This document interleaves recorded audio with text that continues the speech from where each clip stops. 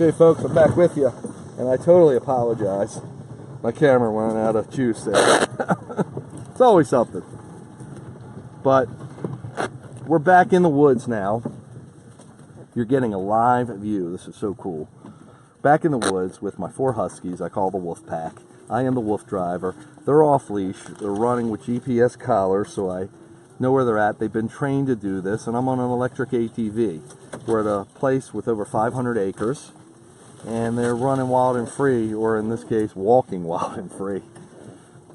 Now, you'll see some of the trees have been marked here. That might be, I'm thinking they're going to timber this, they're going to log this soon. They did it to the other side, and that's what happens on farms, you know. Everything is a commodity. Come on, guys. Princess. Chase. Chase. Good girl. Come on, Chase. Good boy. And you can see that is, I know I've said this before, but this is the most important aspect of having especially multiple huskies, to curtail some of the bickering that might go on. Wolf packs and wild dogs establish themselves, which is in a hierarchy. You have an alpha is the leader, and that alpha will be challenged as he or she, because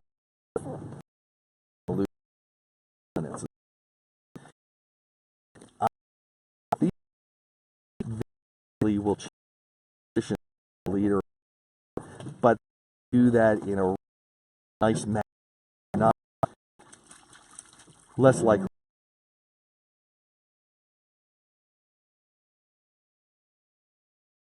Princess is very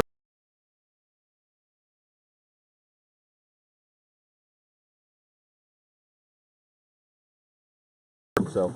Come on, good boy, Zaro. I just had to go, and I go in detail. I'm here. Yeah.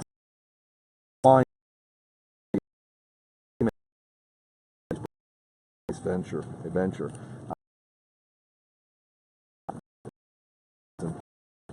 Important. The husky.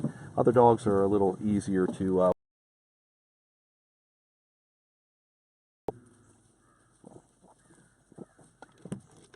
In case you didn't know, I'm wearing the camera today, so really a point of view from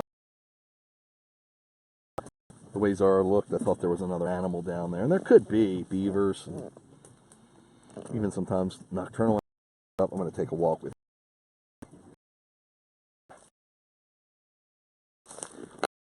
you out.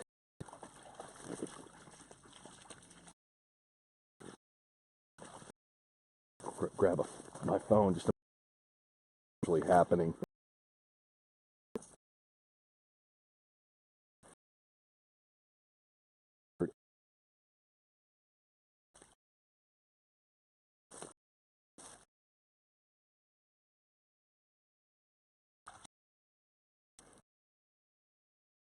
Little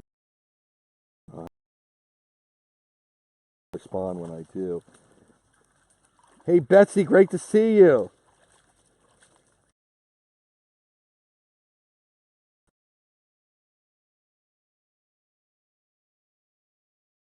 Broadcast here, jeez.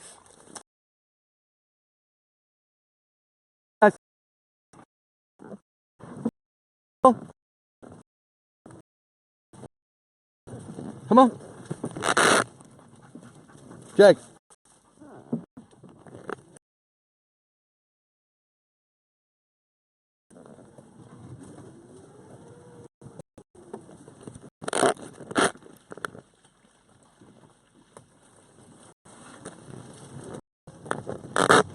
Now folks, this is a rough ride in here, and I'm gonna blitz it pretty hard because I have to. Whew, we made it. I've gotten stuck there a few times. Had to get bailed out by the farmer on more than one occasion. Whew, little sticker bush. Hopefully I'm back with you. I'm not sure, but I'm trying. And I'm going to check. Easy, guys.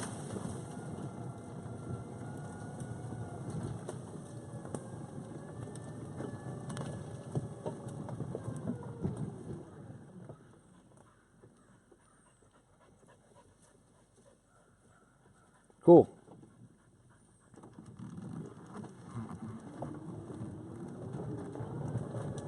Looks like I'm back with you. I'm hoping.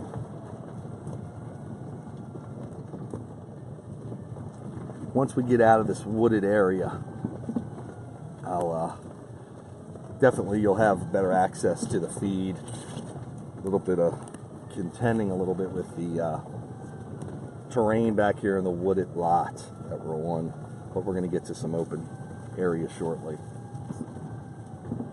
Come on, guys.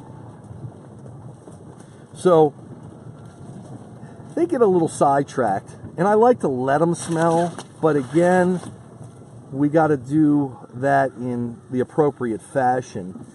Sometimes when they all get together and huddle up, if it's for more than a few seconds, the potential becomes there for them to get a little bit of a spat, because they're going to try to get a little possessive of the scent or the territory, which will cause them to take an aggressive posture, possibly towards each other. So vocally, I can discourage that through commands that I've taught them, which will help lessen that risk. And by avoiding certain things altogether, we really can avoid those little confrontations. Beautiful breeze up here. We're on top of the hill here, and it's just awesome. I'm feeling the breeze totally. I'm going to make sure before I start my next segment that you're hearing me loud and clear.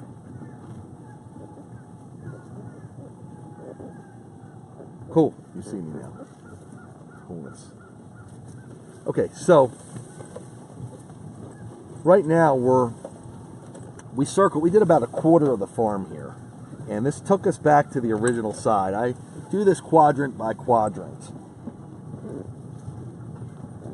It's just the way I go through it most times. I could change that up depending on if they're working, if there's animals, if the dogs are doing certain things. Princess is passing me, so I'm going to slow up. As I said, when one of the dogs gets on the side of me in a tight spot, I always slow up and let them go, as to avoid any kind of potential contact with them. That's the Jagster. No, I don't think you saw him, sorry. I had to point the camera so you can see him. That might help. So we're having a really good day out here. The weather, as I said, is a bit humid, but for the most part, it's good. The temperature's certainly nice, and when you get in the pockets here, this different terrain you'll go through, you get the peaks and valleys. If we catch one of those when we're on top of the hill and we get a little breeze, it feels wonderful. Now, there's a potential for a storm today, and the skies look a little uncertain, so who knows. Come on, guys.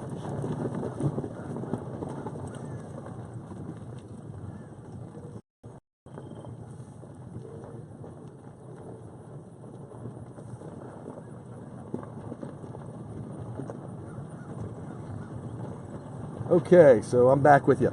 So Betsy was saying, she commented, I don't know if you're still with me, Betsy. I can't see all the comments as I'm driving and broadcasting to multiple channels here, but she said they used to do it with her. I think she had some golden retrievers and an English sheepdog, if I remember correctly. And she said one of the dogs, I think it was the sheepdog, was scared of the, or didn't like being around the ATV. And again, that's the advantage of this ATV. Now the technology, they make electric ones like this. Come on, guys.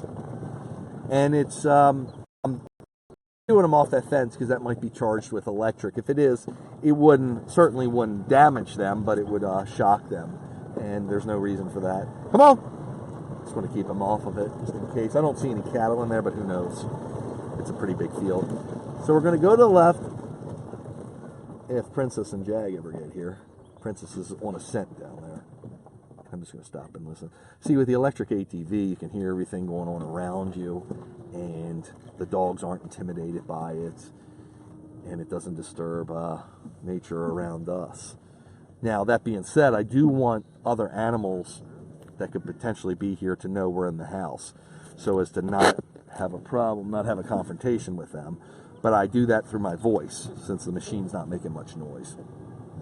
So this is another little aisleway. These cornfields create pathways because I obviously can't ride over the corn, so I've got to stick to this alleyway, for lack of a better description. Now I could ride through, these are trees they've planted, rows and rows. I can ride through the tree fields, obviously not damaging the trees, just riding on top of the grass. So we're headed to a pond, and the pond is perfectly safe for them to swim in. There's some ponds you need to be careful, especially on hot summers.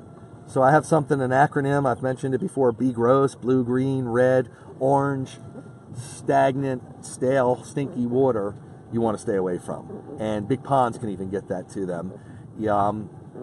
If there's a drought going on and you've had a lot of hot temperatures, that's when a lot of algae plumes will start, and the algae traps the gases from the pond or from the water from getting to the top. They build up and become toxic. So here's Princess passing me now, folks. You can see, just cut right in front of me. You know, I've never come in contact with any of the dogs because they just run right in front of me like it's nobody's business. The only one is Jag. I've sprayed him a couple of times with water, just inadvertently, not really knowing it.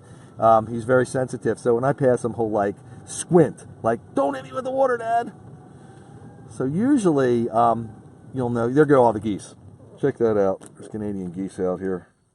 How cool is that? And when we get over there, they'll all fly off at one time.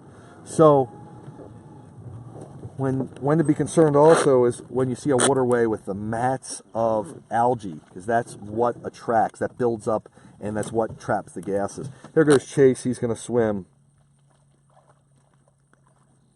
I'll try to get a little closer for you. And he's the only husky I have now that swims. I used to have another husky that would swim too. Chase really likes swimming now. We have a pool at home. He doesn't care for it in there, but he likes it here. I've swam them all at home. I've put them in life jackets. They don't need them, but to help ease their anxiety when you first introduce them to swimming, they're a good idea to put on. And some dogs, older dogs, whatever, some dogs I would advise to always keep them on. And I hear, again, because we're on an electric ATV, I hear their gas-powered ATV. One of the farm people are coming through here, coming close by, just probably going to tend to the cattle or checking up on, seeing what's going on, and you can see him out yonder. And it's so cool. I mean, we have such a great relationship. I'm so fortunate that I'm able to do this stuff. And this is Princess now. She's rolling. She's feeling good, and I love that. You can see Zorro. Zorro's got, because he's dark in color, of course, he absorbs the sun instead of the white dogs, which reflect it. And you can see the difference in his panting and his behavior. He gets hot the quickest. Chase! And it's so important. You see Chase out there. I'll give him a little more leadway. Now, there is a fence that'll prevent him from going on the other side, but there's... Chase! No! Chase! Good boy. Good boy. So, he was going to go down there. Now he's going to go behind the little cabana like here. Now, this place is so scenic. There, oh, actually, he's coming up this way. Chase! Good boy. Oh, he's going to go to the bathroom. Good boy, Chase. He wanted his privacy. Now I can just still see the white of him. So I'll look at him on the GPS tower just to see if he's moving and to let him know. Good boy. Give him a little beep. We're resting here. That's Jag, his partner in crime, heading down to see what he's doing. There he comes. Good boy. Good boy, Chase. So he went to the bathroom. He was going over below the crest of the hill, and just to make sure, I gave him a little beep and a little vocal command. The beep is just an audio tone. It doesn't, they don't feel anything. It just beep. Let them know, hey, WooFDriver's in the house. I needs to pay attention. And that's how we manage all this stuff.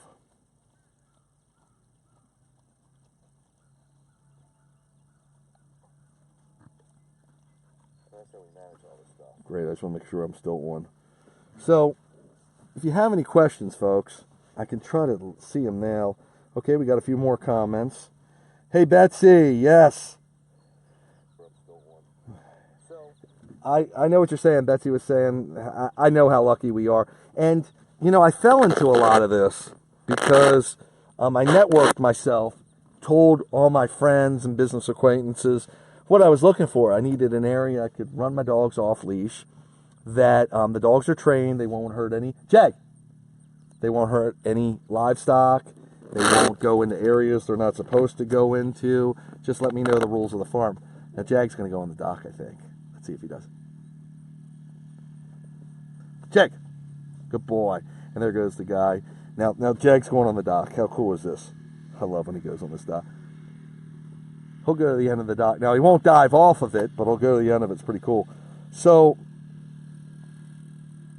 I networked myself, and I was able to find, actually, there's about 4 or 5 different areas we take the dogs to that I can, he's laying in it. How cool is that? And the people let me come here now. I pay them a small rent, land lease, whatever you call it. I do pay them, though, so they can make a little bit of money. My ATV charges here. It's electric. Again, so it, let me make sure I'm buckled in. Yep. It'll use some of their electricity, as well as they keep some of the lanes open for me. Sometimes they'll plant. The fields will butt up to each other, but because of me, it's not much they lose on the crop, but a little bit to give me the width of the ATV to get through. That way, in peak harvest and when they plant the fields, I can still have access to the whole farm, but not impede their crops, of course. So in case you're asking, Chase is right to my right. Right there. So I'm really interested in sharing this with everybody. Okay, so Princess, as I said, is the oldest. She's up. That means we're ready to go. I usually go off of her sign because I want to make sure she... Come on. He thought I was going that way. I'm most concerned with her because of her age. So I want to make sure she's feeling good and she's ready to go. When she's ready to go, I know the boys are ready.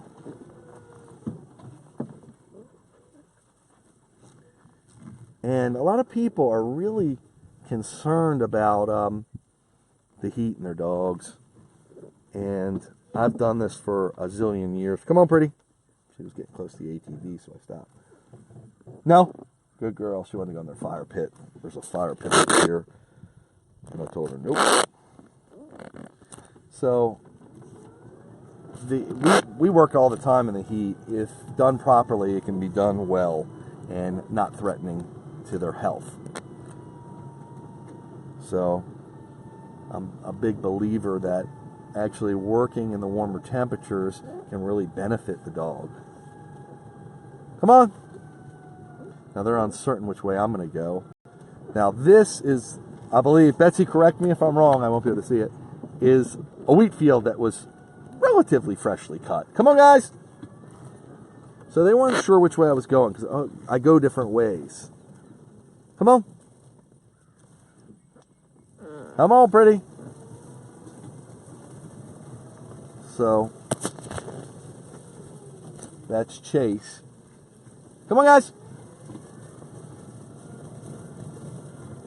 So they'd be ready if I wanted to go home. They'd be content. But we've done, again, just about a quarter of the farm, and I'll let you know on our mileage meter. We have in right now 2.5 miles. Yeah, you can get about 10 miles out of this farm without repeating yourself or without going you're too redundant, which is cool because if you keep going in the same areas, the dogs keep smelling their scent, the same scents they don't want to do it. And this is, I do it all for them. So you can see Chase and Zorro are out in front, Princess and Jag are behind, and we're attempting to go around the second and third quadrant, which is on the other side of the farm. And you can see this is just acres and acres of farmland. So to the left of me used to be, if you watch my old videos, you wouldn't know it unless I pointed it out to you. This was all woods and some farmland, but more of a buffer zone, if you will. And the EPA, my understanding is, made the farm get rid of the trees. And then they decided, the EPA then decided, you need more trees, because there's a waterway to my left too. There's a stream that meanders that we were at the woods. They want to protect it now and don't want it to erode, so now they want more trees there. So the EPA, the government, whoever came in here and planted trees for them, gave them a lot of money to do it, or paid the bill, which was pretty expensive. But this is a tree farm to my left, basically, where they're growing the trees. So right now I'm halfway between, a little closer to Chase and Zorro, and Princess and Jag are, and they're all pretty much out of camera's view because the camera only sees so far ahead. So I apologize for that. But you can see the dogs in front are more motivated and have the energy to go further and faster. So it's cool though, because the woods to what was the woods to my left, and the woods, and there was an open area. It was really fun to run. There was a pathway that I could take the dogs flying down in the winter. In the winter they go very, very fast. Now what I'm going to do is give you a view. Easy guys. How cool is that?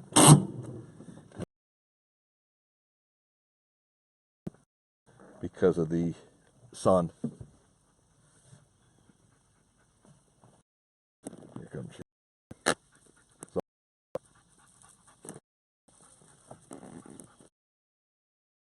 That's laying down, so he's feeling good. He's getting enough exercise in. There's a shady area up here. I'll take him once the others catch.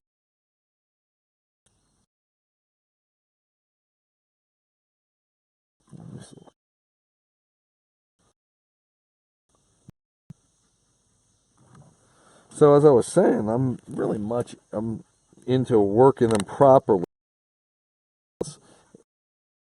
again. Have contact to rat and air through on the bike. Fortunately, you can't run them, but that defeats the purpose a little bit, trying to keep them cool, because the winter's pretty cool as it is. Zorro! Zorro! Zorro! Good boy.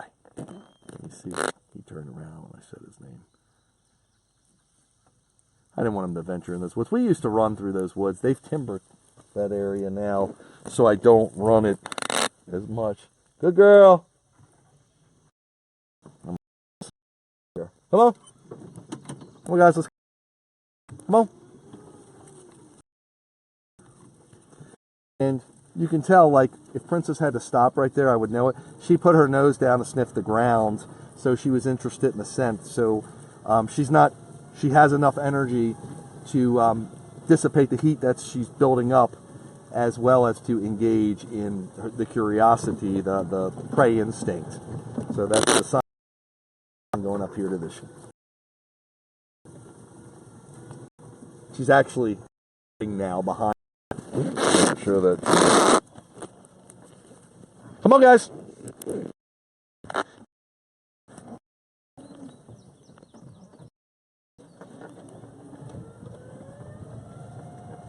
You can see him. Let's Jag to the right there, and Princess now. See as much when I.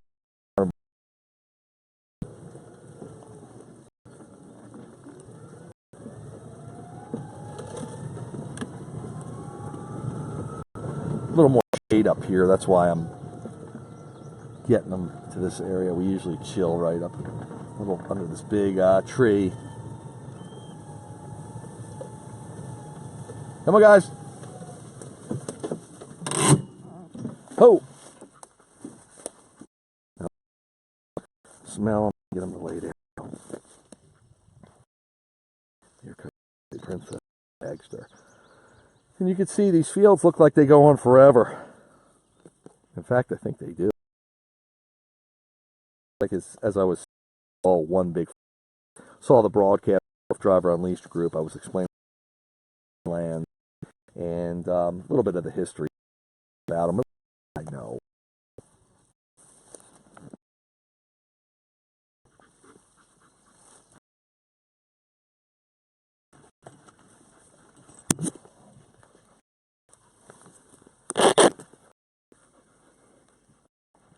Good girl.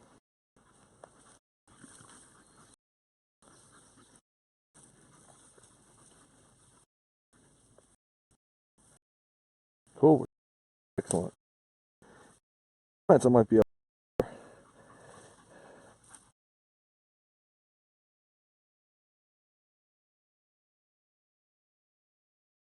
able, but I'll address you now. I'll look at it. Right now, it's so temperatures are 70s, might be peaking out here at 80, and humidity's like 60 some percent, so it's pretty thick, the air. Princess is laying. Arrow is right there. Behind her, that's Jag in the wayfront, and Chase is still standing. Now, Chase is the lightest of all of them. He just weighs less than all. Him and Zorro. It's between Zorro and him who's the tallest. On any one day, I'm debating who's taller. But that being said, as tall as he is, he's very lanky like a wolf, and he lopes like a wolf, and he's very thin like a wolf. They would call that in dog athletic terms, he's perfect racing weight. Of course, we're not racing or competing in any way, but he just he doesn't eat a ton, and he is the most active. Even when we're at home, he's running around trying. He's got the appropriate name, trying to get the other dogs to chase him. Even the little dog, Gigi, our Chinese crested, he tries to get her to chase him. He just wants to play. You can hear the birds. That sounds like a seagull, and that looks like a seagull. Or no, that might be a hawk. Let me see as it gets closer. Ah, hawk. Cool. And Chase sees him. Look how alert Chase is. He's looking up in the air. He's giving the hawk call. So, I don't know. That reminds me. I don't know if you remember or you saw it, but there's a video. We were on the C&O Canal. We go at night during this time of year to put the dogs on the bike because it's cooler. It's still warm, but obviously it's usually cooler at night than it is during the day. And we had a conversation with an owl. We detected what a great horned owl, and Rhett, who was my co-pilot for many a years, great guy. He real outdoorsman. He knew how to do the owl calls and owl talk, and he started talking to the owl, and the owl was talking back. It was one of the most incredible things I've ever witnessed, and I have it on video. We were lucky enough to have the proper camera with me that sees at night. They have what they call infrared capabilities, and infrared is what comes out of most remote controls. You don't really see infrared. Humans don't see it all in infrared, but actually some animals do, and dogs have a certain amount they can see with infrared, I believe. That's how they navigate at night, and I've witnessed it because when we're on the trail, we don't have light all over, and if there's a branch, I can usually see it. Sometimes it's on the side, though, and I don't, and the dogs just go right over it naturally. They don't get tripped up. It's amazing. But these cameras can see in infrared, and that gives you the advantage of being able to photograph and even do videos at night and see what you're looking at. Now, the further you get away, you're not going to be able to zoom in unless you have powerful infrared lights and powerful equipment. I've got semi-powerful stuff. Not some of it's actually military grade, so I can get some good access and get some good views. But it's kind of like National Geographic, especially in some of these areas we go to. You just wouldn't believe it. And at night, obviously, the little bit you can see looks totally different than during the day. And it is eerie, and it is mysterious. I thought I heard something. A little bit like a coyote. Again, we've run into coyotes on this farm, so they're not a threat to us, but one, which I haven't been able to. They're too elusive for that. Actually, the farmer wants to know when I run into them because they're a threat to his livestock. And they're essentially wild dogs or wolves, pretty close. Especially, from what I understand, the DNR Department of Natural Resources let coyotes loose on my side of the country, or the Mississippi, to populate the area for deer control, small animal control, whatever, population control. And they bred with one of the wolves, I believe. So the coyotes that are in our part of the country are actually bigger than the coyotes you would find west of the Mississippi. Come on, guys. And I saw one here that I thought was a wolf. I mean, they do look like them, but it was amazing. And I picked up, and he saw the dogs, and I tailed it out of there, or she. And they say they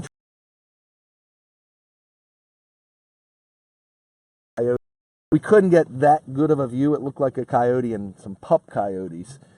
Come on, Jag. To this day, we're not sure, but it was pretty interesting to say the least, and eerie. We were in the right place for it on the Erie Canal. So let me see if I can get you a view behind me. I don't know if you can see that or not. You can see me. Come on, guys. That is Princess and Jag, and they are moving right along with me. Sorry, it's hard to see the screen to perfectly line this camera up, but the camera's cool. It is pretty mobile. So I can easily move it, just sometimes lining it up.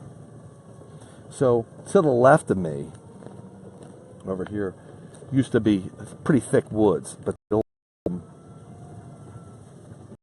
picking up a pace here. Easy, guys. Chase.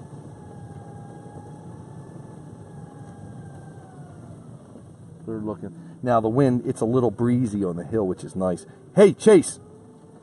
Which is nice. They're just seeing tree limbs move and light brush move in the wind. And a dog's eyes are trained to see movement. So I think it's described best as if you had a newspaper, if they could read it in front of them. Couldn't read it. They don't have clear enough vision or detailed enough vision to make out the words or the type, if you will, but they could see movement from a long ways away, even as small as a blade of grass, way off in the distance, because that's the way their vision is designed to detect potential prey for survival purposes.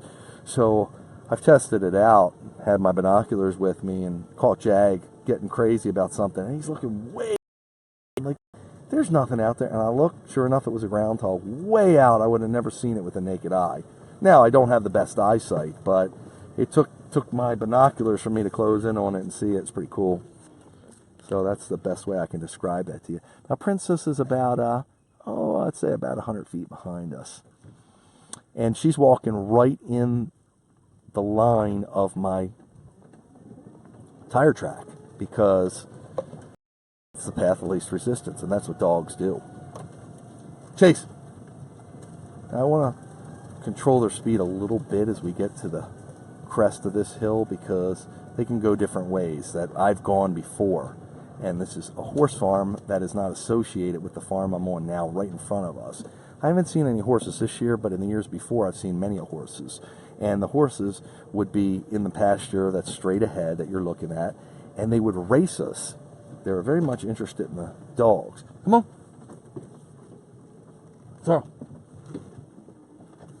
So we're waiting for Princess, and you can see the dogs behind me. They're just sniffing a little bit. Here they come now. And here comes Princess. Look at her trotting now. See, because she knows we're going to change directions, and she wants to make sure that she sees us. Of course, I'm not going to let her get left behind, but that's their instinct. Come on, guys. To keep up with their path.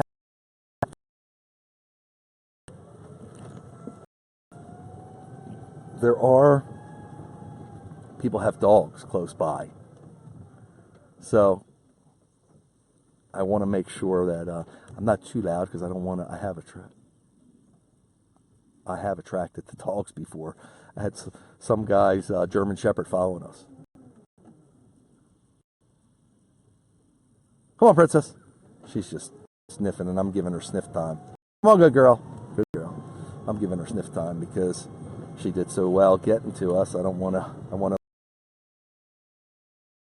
Them processing all the scents. Of course, you're aware that their nose is so powerful, and the scent, anything they smell, tells a story of what animals have come through here and what's around here. So that is entertaining to them. And I don't want to take, there's Shag. He decides he's just going to stop and lay down. He's being a good boy.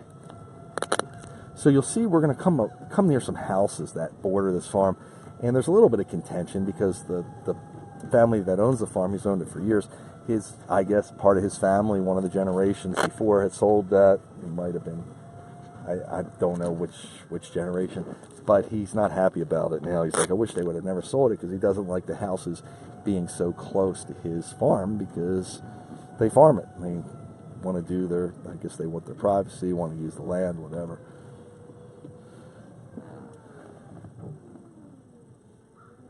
So Chase is just looking. Again, to the left of me is not part of this farm. Good girl, Princess. Ho!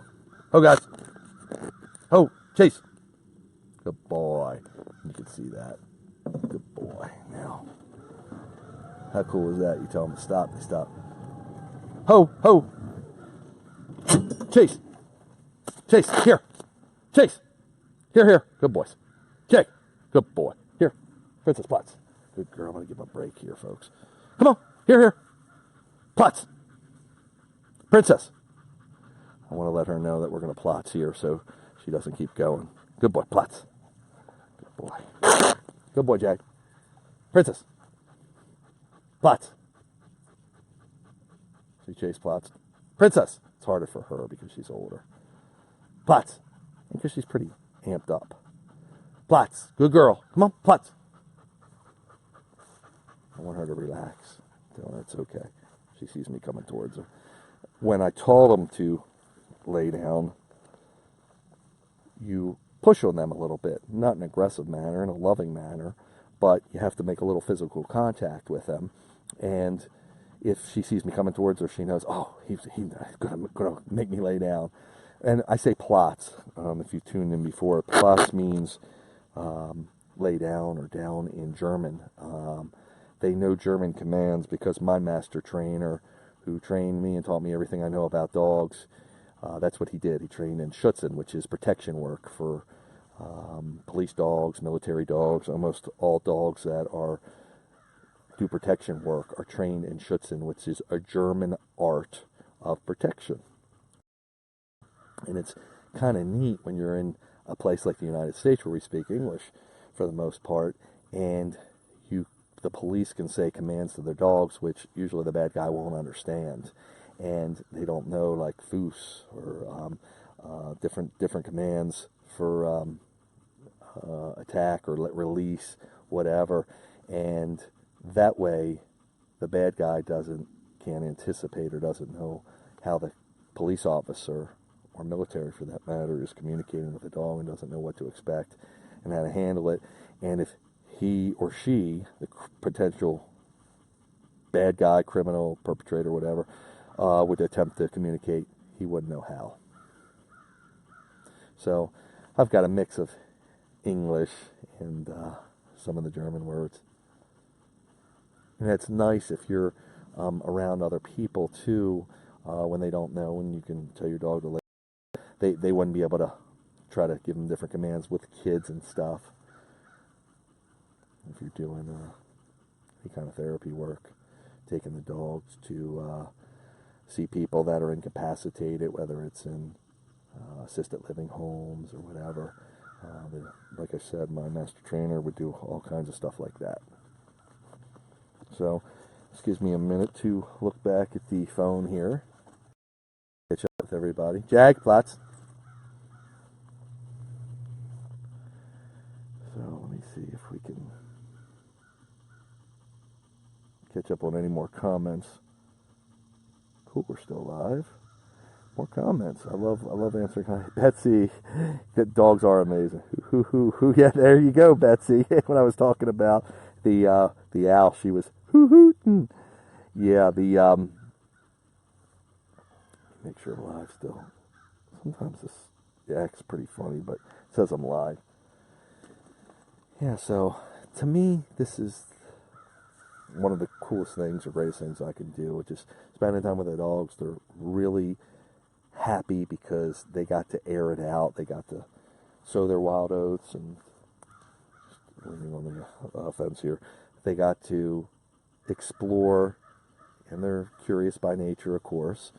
So they got to exercise their mind and body, and they're happy, they're content, and they're fulfilled. And that's what makes me so ecstatic, when I can give that to them and do that with them.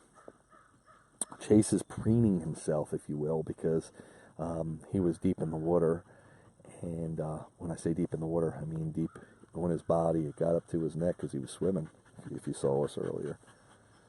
And Jag, I'm giving some. Now, usually I'll demand from them that they stay in the plots or down position, but Jag, I'm going to give him some leniency. It's a little warm out here, as I said, and if he wants to stroll around a little, that's fine. He's being a good boy. So, sometimes, when I'm off camera, when I'm doing this without anybody watching on, I might stay here even for 20 minutes or a half hour and just really enjoy the views, take in nature, listen for the different birds, try to even photograph some of the insects. You get some really cool insects, and they have such cool colors, some of them. So that's what I do while the dogs are getting their rest in and anticipating our next move. Now, depending on how I'm going to get back, so we've done, there's about a little more than, I would say, more than a quarter, maybe 3/8 of the farm left after we get back to the pond. We're going to get back to the pond. We got a quarter of the way of one of the quadrants, if you will. I know it's probably not making any sense the way I'm explaining it, to get back to the pond. But the pond, to get there from here, depends on the conditions of the field, whether I can run through them or not. They were freshly cut last time I was here, which I think they have, or even tilled them. I can ride right through them anyway and get you some really cool views of the dogs. Because remember, the dogs can almost go through the whole area. They're not going to damage any of the crops. But I want to keep an eye on them, or at least keep them on my GPS screen, so I don't have a lot of leniency, too much leniency on how far I'll let them get away from me. So it might be hard for me to get in a position to give you that good view if I can't ride all over the field. That's what I'm trying to explain.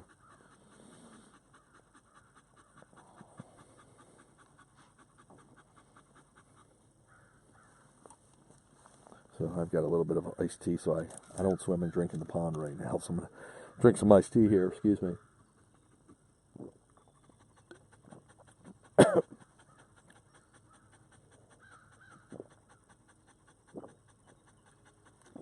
When I talked about, excuse me, my master dog trainer, who, he's retired now. We worked together last, probably, going to say 5 years ago. But in the beginning, when I started learning from him, I'm going back 15, 20 years ago at least, we would train my dogs at the time. I didn't use dogs of Long Cross, Rainbow Bridge, but with all different dogs. I mean, he was in between being a college professor and training police dogs. He would train dogs for behavior purposes. Anybody could call him. So we would take my dogs with other dogs just to really socialize them, and so I could learn how he trained all the different dogs, and because all the breeds have different idiosyncrasies and, of course, personalities and how they interact with others. So that's what I'm saying. I really love the behavior, the canine.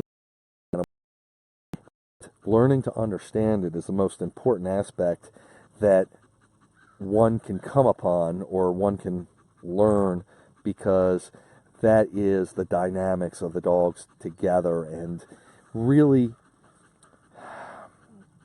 dictates how you can mix your dogs with others. I heard a bark from way back.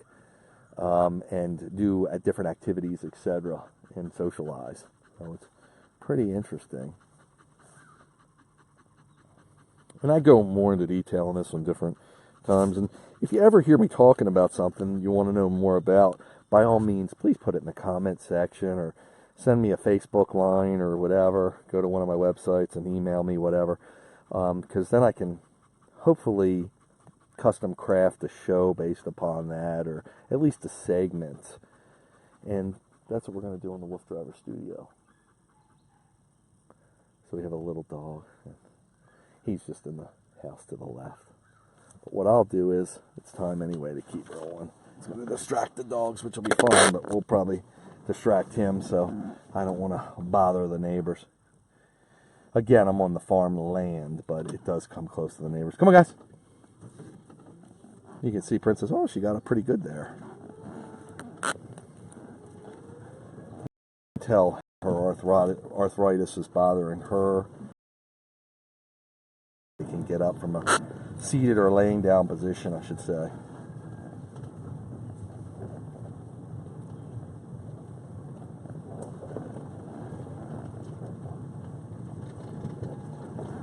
So I'm going to hustle. Sorrow, here. Come on. Good boy. Come on. Oh, yeah.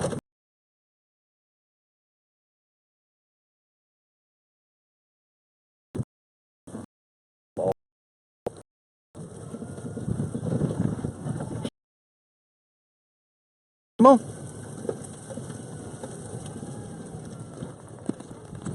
Try to get you. Actually, I'm going to go over.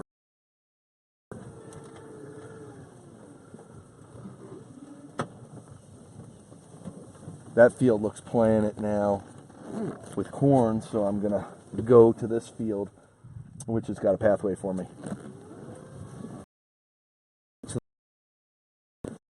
Little prone spots you can see is really treacherous area from groundhogs. They've dug such big holes that I've actually gotten the ATV stuck in there. I don't know if you were with me on that broadcast, but that was quite a scare that day. Stick to the right. Come on, Jack.